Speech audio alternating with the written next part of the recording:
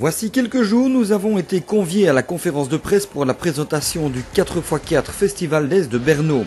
Un événement grandiose dont l'organisation ne s'improvise pas.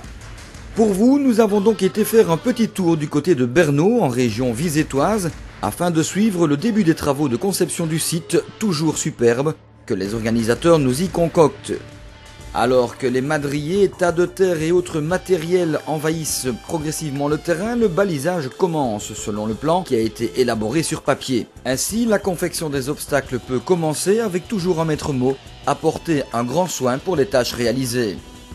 Parallèlement, les premiers coups de pelleteuse entament les plus gros travaux et permettent de doucement commencer à se faire une idée de ce à quoi on veut parvenir. Les premières tranchées se creusent, les premiers franchissements prennent forme, les obstacles les plus imposants s'érigent. Tout cela en respectant bien entendu des règles et critères concrets en rapport avec tous les types de véhicules qui seront appelés à parcourir ce circuit. Du pseudo tout-terrain, véhicule déguisé en baroudeur, au plus pur et dur des 4x4 du marché, une sacrée gageure dont les responsables du terrain de Berneau ont fait leur spécialité.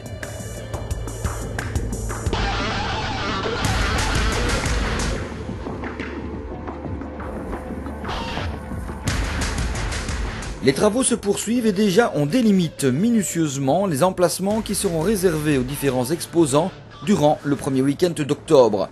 Pendant ce temps, les machines continuent leur ouvrage et doucement les obstacles les plus faciles à réaliser deviennent déjà réalité, à l'image de ce bac qui alterne sable et gravier, passage qui démontrera le potentiel souvent sous-estimé des plus petits gabarits, les fameux SUV.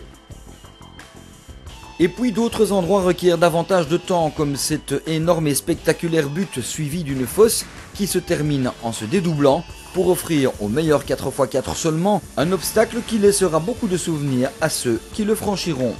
Un travail de sable dont nous vous invitons à suivre l'évolution sur industrie-turbo-magazine.be au cours des semaines à venir. Il y en aura pour un peu plus d'un mois avant de découvrir le résultat définitif.